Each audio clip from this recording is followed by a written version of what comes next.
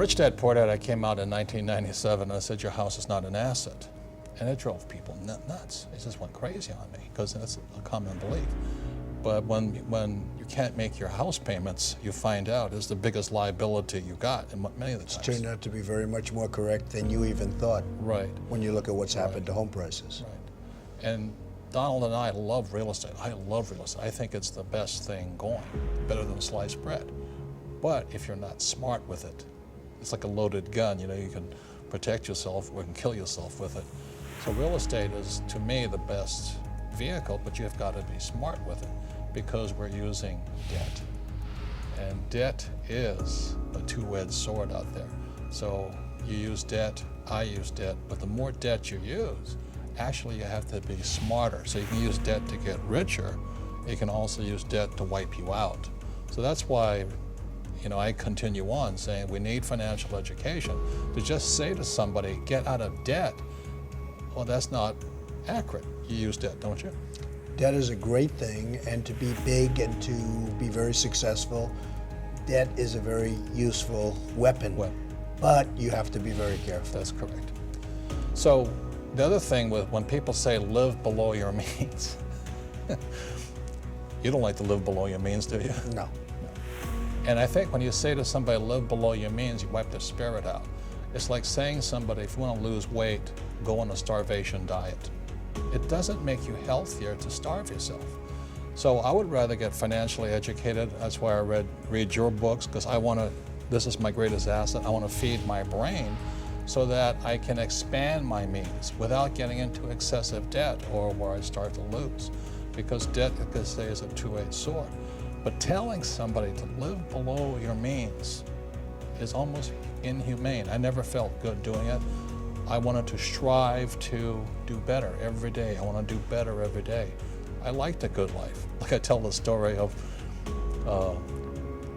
taxiing underneath your jet. You know, I was in my jet, but it was a little Learjet.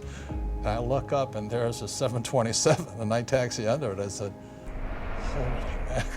You know, it's big boys and their toys, but nonetheless it inspired me. I said, okay, I'm in a Learjet now, it's time to step up.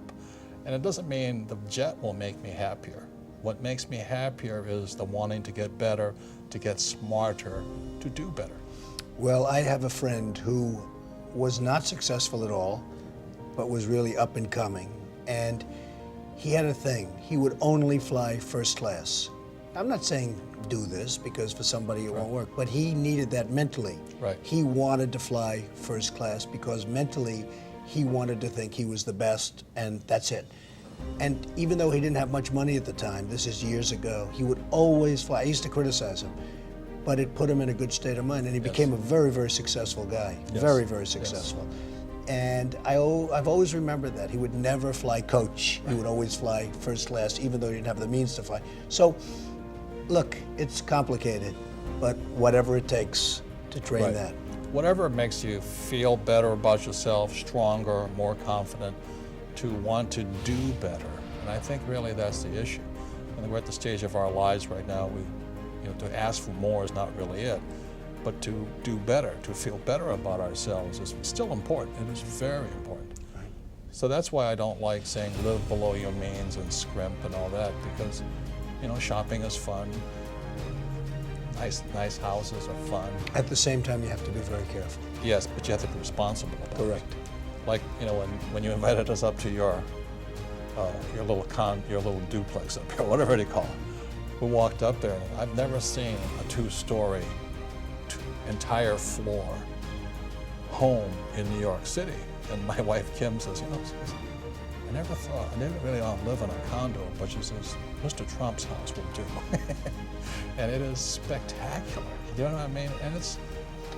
And yet I don't need that, right? Yes, I know. I don't need that. If I had one nice bedroom with a good television set and a nice bed, and you don't really need that.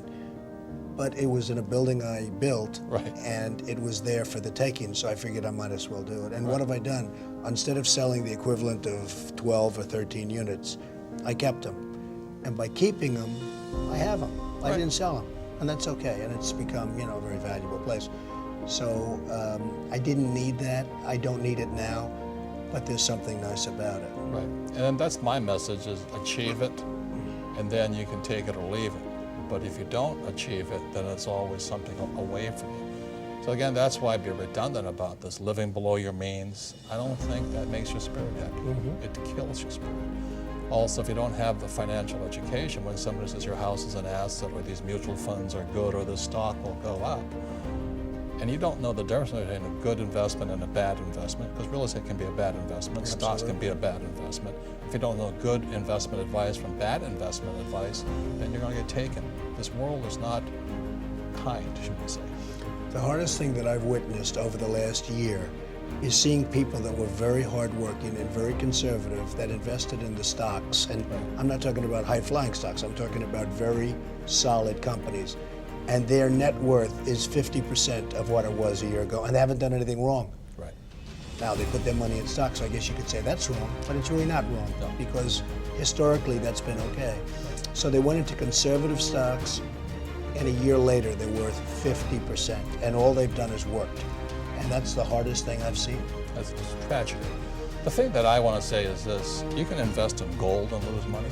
You can invest in real estate and lose money. You can lose stocks and lose money. You can invest in oil and lose money. You can also make a lot of money, all these things. So really the reason we get together is because your financial intelligence, your financial IQ makes something valuable or not valuable. Like I said, you have to know a good investment from a bad investment, good advice from bad advice.